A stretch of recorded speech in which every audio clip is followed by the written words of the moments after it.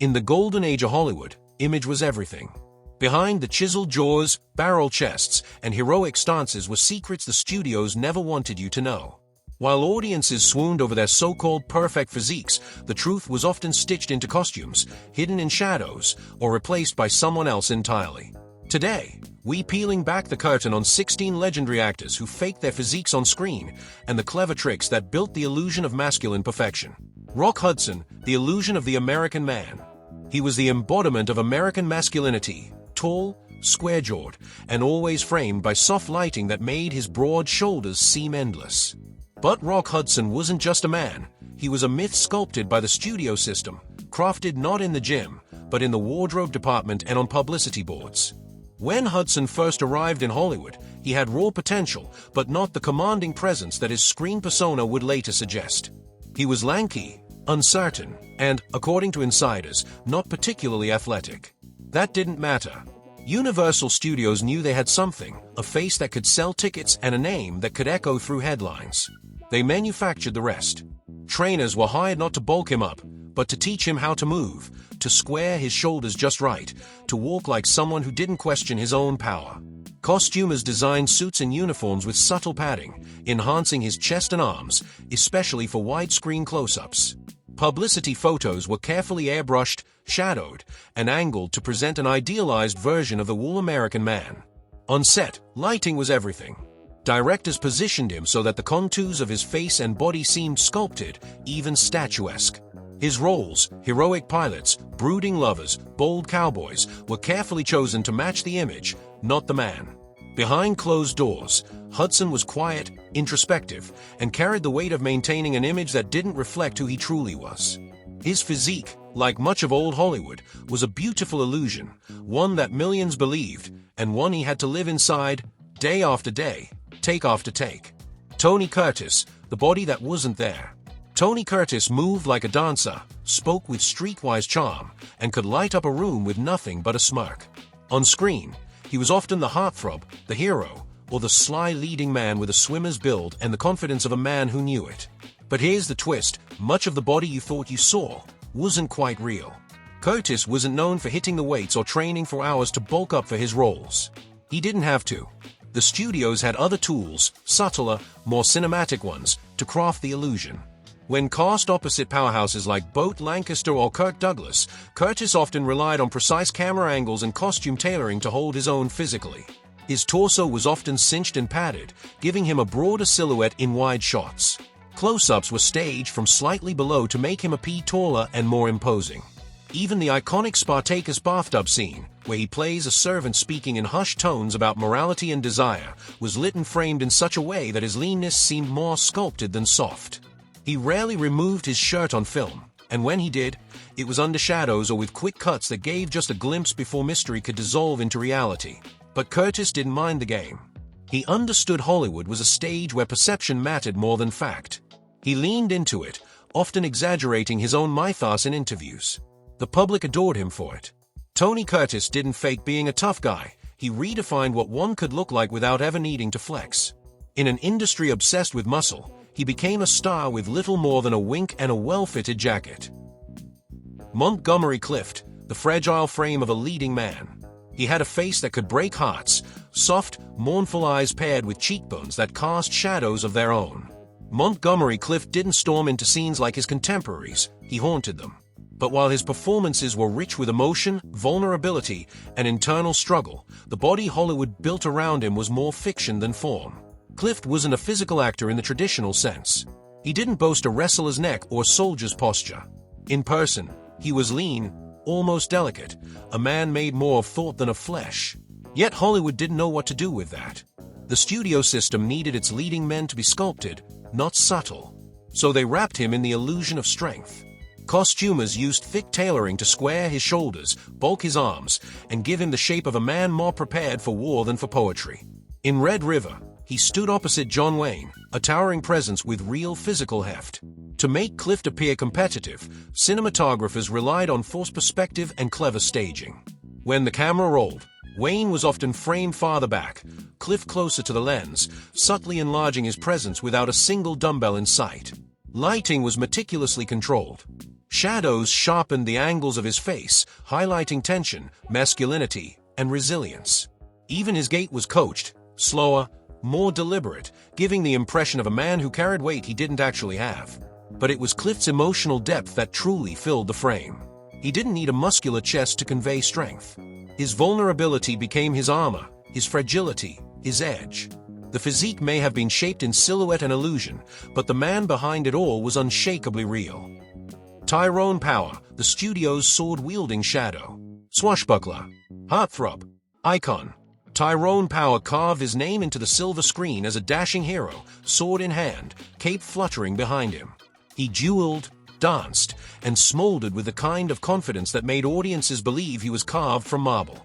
But what the audience didn't see was that Tyrone Power's physique was more silhouette than substance, and that silhouette was often manufactured. At first glance, Power seemed like the full package: dark, brooding looks and an athletic elegance. But when it came to raw physicality, he lacked the imposing size Hollywood preferred in its action stars. The solution? Classic studio-era illusion. Costume designers knew how to trick the eye. Tunics were padded at the shoulders and cinched at the waist, giving Power that heroic V-shape even if he didn't have the gym-built muscle to match. Sword fighting scenes were choreographed to keep his frame in motion, emphasizing agility over brute strength. Capes and flowing garments further obscured the reality, creating a dramatic silhouette that filled the screen. But perhaps the most powerful tool at the studio's disposal was framing. Directors shot him from low angles in key scenes, exaggerating height and dominance.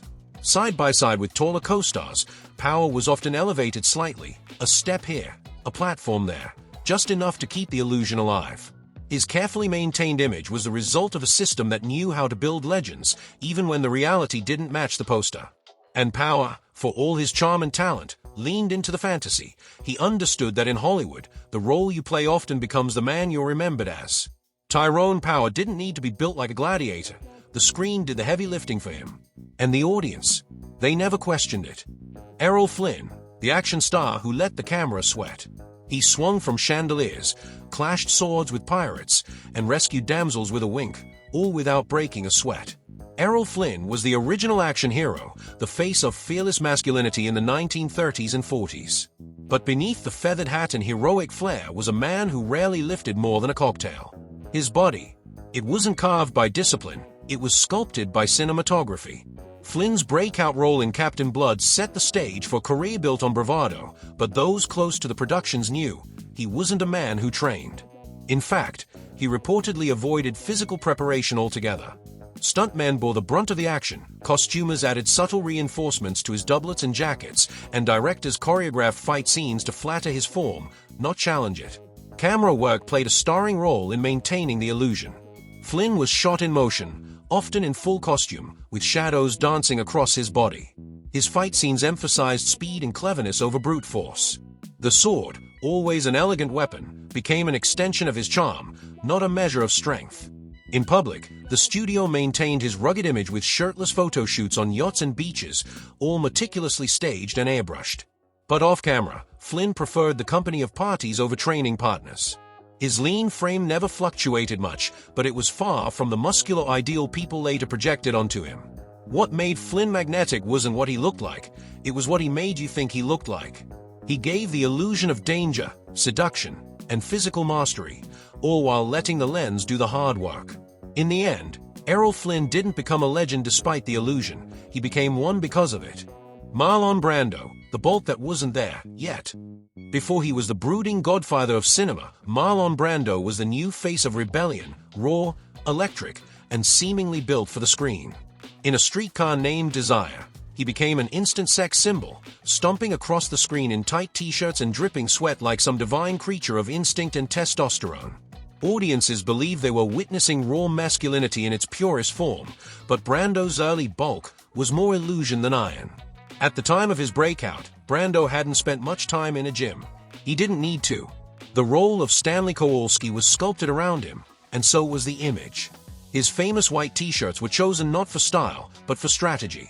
They were one size too small, clinging just enough to suggest muscle beneath, while shadows in the room exaggerated every curve and crease of his chest and arms. Lighting was used like paint, brushing definition onto his torso when none truly existed. Cinematographers captured him with sharp angles and low lighting to carve drama into his figure. And sweat, of course, played its part. The constant glisten on his skin added texture and tension, distracting from the reality that his body was more actor than athlete. Brando's power came not from his physique, but from how he inhabited it. He moved like a man twice his size, spoke like a fuse waiting to ignite, and stared with a weight that made his frame feel heavier than it ever was. He would later grow into the bulk that people projected onto him, but in those early days, his body was still forming. What audiences fell for wasn't his muscle, it was his magnetism, carefully lit, perfectly staged, and unforgettable. Tab Hunter, beach muscles by design. He had the look, sun-kissed skin, golden hair, and a smile that could melt soda fountains across the country. Tab Hunter was the all-American boy next door, the kind of man who seemed born to run shirtless down a beach with a surfboard under one arm and a nation's attention under the other. But Tab's beach body was less the result of athletic grit and more a triumph of design, lighting, and a studio system that knew how to sell a fantasy. Warner Brothers plucked him from obscurity and molded him into a teen idol. They didn't just give him acting lessons, they gave him an image. The posters showed off a swimmer's torso, always framed in flattering light, often airbrushed, sometimes completely retouched. His chest appeared broader, his waist tighter. And the hair, always perfectly tousled, like he just walked off the cover of a romance novel. But the truth was, Tab wasn't particularly built. He had a naturally lean frame and a modest interest in fitness, but he wasn't pumping iron off-screen to match the image. Wardrobe handled the shaping, tight polos with padded shoulders, short shorts that lengthened the legs. Directors made sure his scenes were composed just right. Lean into the sun, flex subtly, hold still, now snap. And the public believed it. He was cast as cowboys, soldiers, surfers, roles that implied a ruggedness that didn't quite match the real-life Tab, who was quiet, thoughtful, and surprisingly self-conscious about the expectations placed on his body. What made him iconic wasn't his physique, it was his presence, paired with a studio machine that knew exactly how to turn a wholesome face into an unforgettable fantasy. He wasn't carved from marble. He was carefully framed in golden hour light. John Barrymore, the great profile, padded to perfection. Long before Brando redefined masculinity or Flynn danced across pirate ships, there was John Barrymore, a towering figure in the silent era and early talkies, revered not just for his lineage but for his legendary stage presence. Dubbed the Great Profile, Barrymore's face was considered one of the finest ever to grace the screen. But behind the curtain, and beneath the costume, his body told a different story, one the studios took great pains to conceal.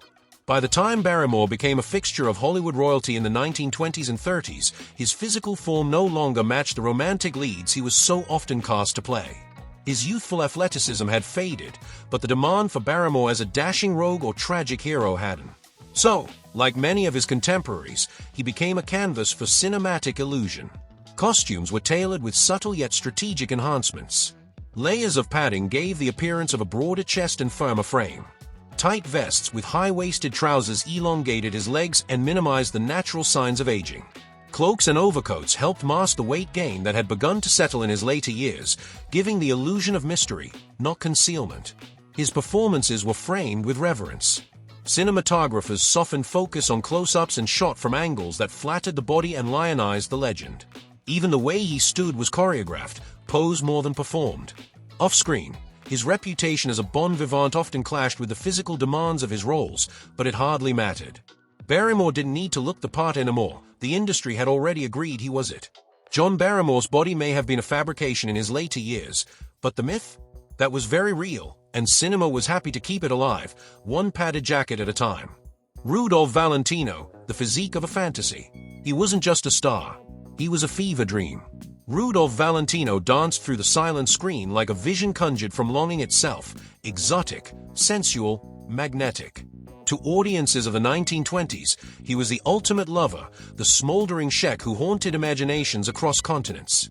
But while his image burned itself into pop culture, Valentino's physique was far more myth than muscle, sculpted not by sweat, but by suggestion. By modern standards, Valentino's build would hardly raise an eyebrow. He was slim, slightly built, and had the grace of a dancer rather than the mass of a leading man.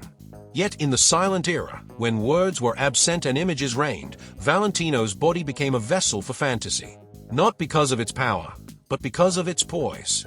His costuming was deliberate and theatrical. Flowing robes, military jackets, and sashes weren't just for exotic flair, they were tools of illusion.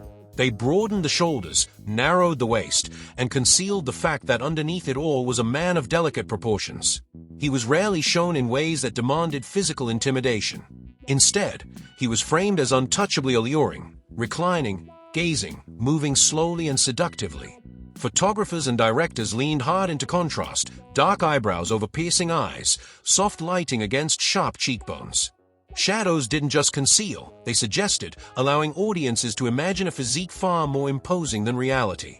Even his dance scenes were carefully composed, tight movements, dramatic poses, the illusion of strength through motion. Valentino's true power lay in what he symbolized: forbidden romance, foreign intrigue, irresistible danger. His body was not the vehicle, it was the canvas.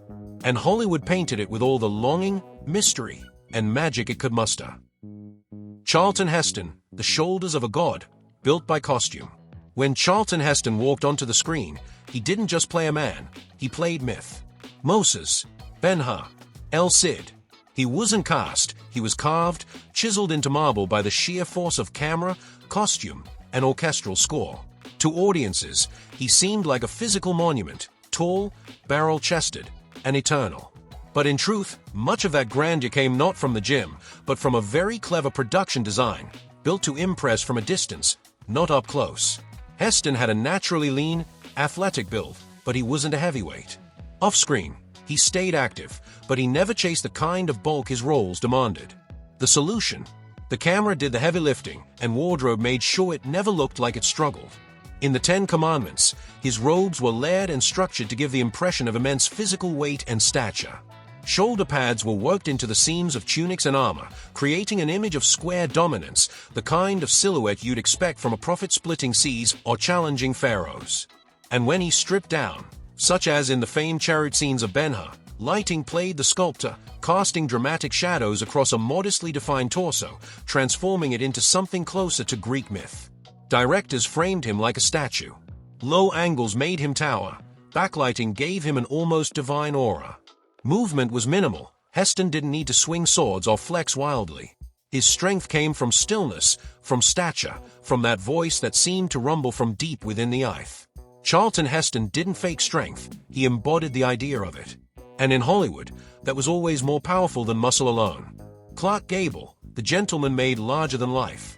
Before Hollywood action heroes flexed biceps on screen, there was Clark Gable, sharp-dressed, slick-haired, and impossibly confident. He wasn't built like a fighter, but he didn't need to be.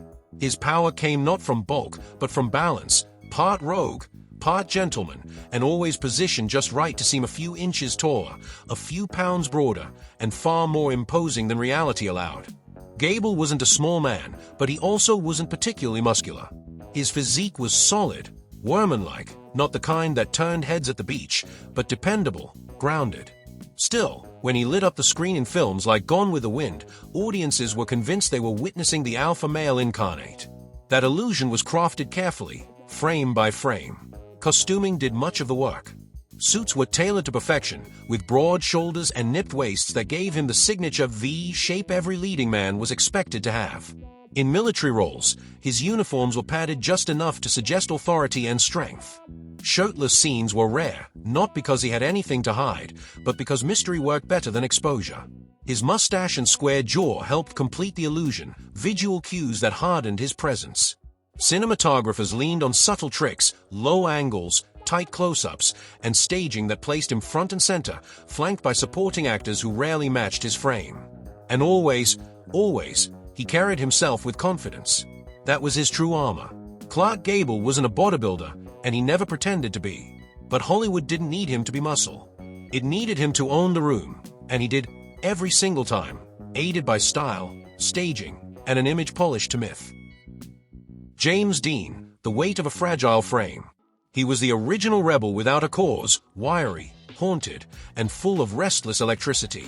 James Dean didn't stride onto the screen like a conqueror. He slouched, he smoldered, he ached.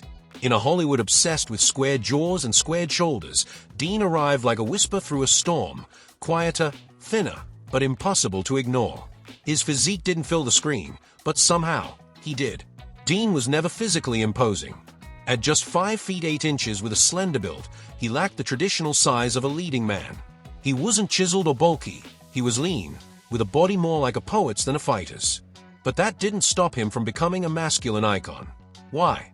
Because Hollywood didn't sell his body, it sold his pain, and wrapped it in an aesthetic that made him look larger than life. Costuming played a major role in crafting his image. In Rebel Without a Cause, the iconic red jacket was no accident. It was designed to give shape to his frame, to exaggerate the shoulders, to turn a thin teenager into a symbol of generational fury. His jeans were high-waisted, his undershirt snug, all subtly suggesting definition that wasn't really there. But Dean's body was only half the illusion. The other half was emotional gravity. He carried himself with a vulnerability that looked like strength. He made slouching seem powerful, made hesitancy seem dangerous. Directors often framed him in tight, isolated shots, exaggerating his emotional presence to the point where physicality became irrelevant. James Dean didn't fake his physique, he transcended it. He proved that real power didn't have to shout. Sometimes, it just had to whisper and let the world lean in close enough to believe in the storm beneath the surface. Victor Mature, the leading man who let the joke in first. Victor Mature once said, with a grin and zero pretense, "I'm no actor, and I've got 64 pictures to prove it." It was the kind of line that could only come from someone completely in on the joke. But the real punchline, despite being cast as biblical heroes, gladiators, and action stars, Mature never claimed to be sculpted like one. In fact, he was one of the few old Hollywood stars willing to admit the muscles you saw on screen were mostly Hollywood smoke and mirrors. Mature looked the part from a distance, broad shoulders, dark features, and a square jaw that photographed like granite. But his body was often more soft than sculpted, especially compared to the heroic legends he played in films like Samson and Delilah or Demetrius and the Gladiators. He was charming, charismatic, and game for anything, but he wasn't particularly athletic, and he didn't pretend otherwise. So how did he convince audiences he could topple temples or battle lions? Simple, the studios faked it for him. His costumes, loincloths, tunics, breastplates were designed to create volume and shape. Under the armor, padding subtly enhanced his chest and shoulders. In shirtless scenes, lighting crews used angled light to cast shadows across his torso, giving the illusion of toned muscles. And when close-ups threatened to reveal too much softness, the cameras pulled back or cut away. What made Mature unique was that he never seemed to take the illusion too seriously. He was in on the artifice, and that's what made it work. His performances had humor, a self-awareness that made even the most exaggerated roles feel human. Victor Mature didn't need to fake a perfect body, he needed only to wear it convincingly for a few scenes at a time. And somehow, that made the myth even more believable. George Reeves, the Man of Steel, stuffed with cotton.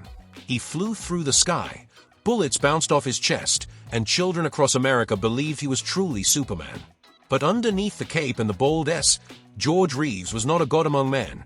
He was a working actor, padded, stitched, and lit into a legend.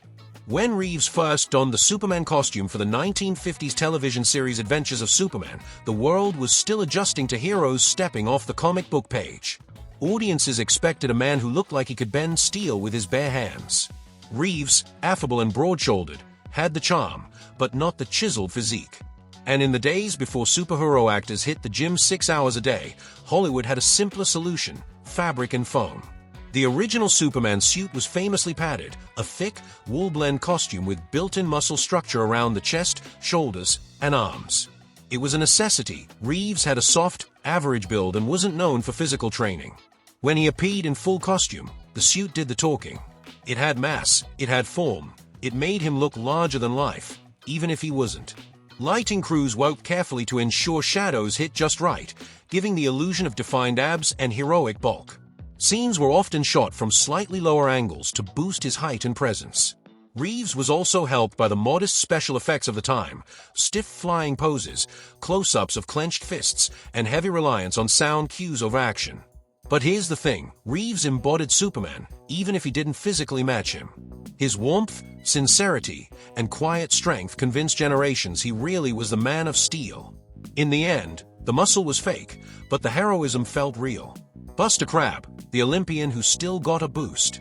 He was an Olympic gold medalist, a swimming champion, a real-life athlete turned screen hero. So surely, Buster Crabbe didn't need Hollywood tricks to look the part, right? And yet, even a man of true physical accomplishment wasn't immune to the subtle enhancements of old Hollywood. Because in front of the camera, reality is rarely enough, even when it starts with an Olympian. Crabbe was best known as Flash Gordon, Buck Rogers, and even Tarzan, playing intergalactic saviors and jungle kings with fearless confidence. His body was lean and toned from years of competitive swimming, but the kind of physique that wins medals wasn't quite the same as the one that sells fantasy. In an era where muscles needed to be seen from the back row of a crowded theater, Crabbe's natural build still got a helping hand. Costume designers gave him trunks and harnesses that framed his body in flattering proportions, cinched waists, widened straps, and cuts that emphasized the illusion of bulk. Lighting designers enhanced definition where there wasn't much, crafting shadows across his chest and arms to suggest size and separation. And while Crabbe didn't use extensive padding like some of his peers, subtle tweaks, costuming choices, camera angles, oil on the skin, all worked to elevate his presence beyond what nature gave him. Most of his performances were action-heavy, yet carefully choreographed. Fights were often slow and theatrical, not demanding real strength but designed to look heroic. His calm, confident expressions helped sell every leap, every punch, every rope swing. Buster Crabbe had the rare luxury of starting with real athletic credibility, but Hollywood still shaped him into a figure even larger than his medals. Because being a hero on film isn't just about strength, it's about how you frame it. Cary Grant, the physique of effortless perfection. He made everything look easy, the walk, the smile, the quip. Cary Grant didn't need to raise his voice or roll up his sleeves to command a scene. He wasn't built like a fighter, didn't wear tight shirts to show off, and never once seemed to try too hard.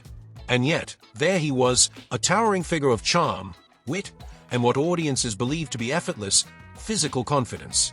But even Grant's air of perfection was engineered. Unlike many of his contemporaries, Grant didn't rely on brute masculinity. He cultivated grace.